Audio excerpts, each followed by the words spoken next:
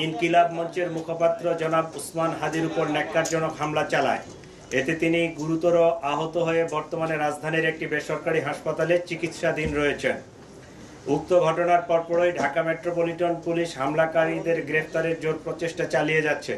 ঘটনাস্থলের CCTV footage সংগ্রহ বিশ্লেষণ করে ইতিমধ্যে দুজন সন্দেহভাজন ব্যক্তিকে শনাক্ত করা হয়েছে। এরা হলো ফয়সাল করিম মাসুদ আর আরেকজন ছিল মোহাম্মদ আলমগীর শেখ। ঘটনার তদন্তে জানা যায় সন্দেহভাজন ব্যক্তিরা হেলমেট পরিহিত অবস্থায় ভিকটিম উসমান হাদিকে খুব কাছ থেকে গুলি করে। ঘটনার প্রকৃত রহস্য উদ্ঘাটন ও শনাক্তকৃত সন্দেহভাজনদের গ্রেপ্তারের ইতিমধ্যে বিভিন্ন স্থানে অভিযান পরিচালনা করা হয়েছে এবং অভিযান চলমান রয়েছে। সন্দেহভাজন ব্যক্তিরা যেন সীমান্ত পার না হতে পারে সেজন্য তাদের পাসপোর্ট সংগ্রহ করে পাসপোর্ট ব্লক করে দেওয়া হয়েছে।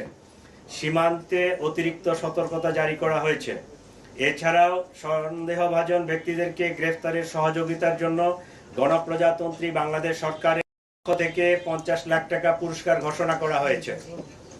ইতিমধ্যে শেরপুরের নলিতাবাড়ি এলাকায় অভিযান পরিচালনা করে সীমান্ত দিয়ে লোক পারাপার যারা করে এই জড়িত সন্দেহে আমরা দুইজনকে গ্রেফতার করতে সক্ষম হয়েছি, তাদেরকে নিয়ে আসছি।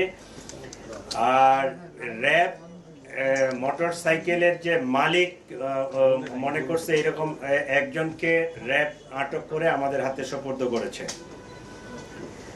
প্রিয় সাংবাদিকবৃন্দ, চাঞ্চল্যকর এই ঘটনায় জড়িতদের গ্রেফতারে আমরা আন্তরিকভাবে কাজ করছি। আপনাদের মাধ্যমে সর্বসাধারণের নিকট অনুরোধ, আপনারা যদি কোনো তথ্য পেয়ে থাকেন নিকটস্থ পুলিশকে অথবা 999-এর মাধ্যমে পুলিশকে আপনারা জানাতে পারেন।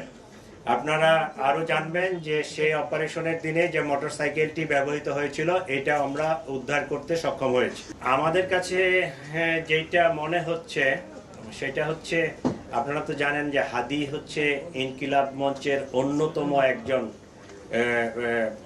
সংগঠক।